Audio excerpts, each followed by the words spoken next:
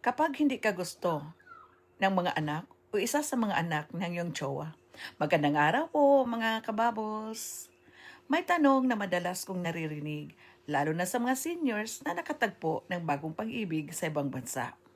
Ano ang gagawin kung mabait naman ang iyong jowa pero hindi ka gusto ng mga anak niya? Una sa lahat, huwag mong personalin. Minsan, hindi ikaw ang problema. Maaaring nahihirapan lang silang tanggapin na may bagong tao sa buhay ng kanilang magulang. Bigyan sila ng panahon. Ang respeto at pagtanggap ay hindi napipilit.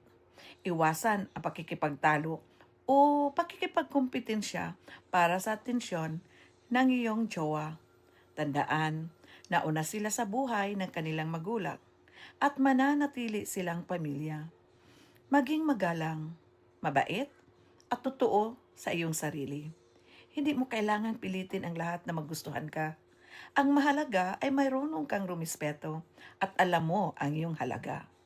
At higit sa lahat, kausapin ng maayos ang iyong jowa. Ang isang matatag na relasyon ay may bukas na komunikasyon at pag-unawa sa damdamin ng bawat isa. Hindi lahat ng relasyon ay nagsisimula sa pagtanggap. Minsan, nagsisimula ito sa paggalang, pasensya at mabuting hangarin.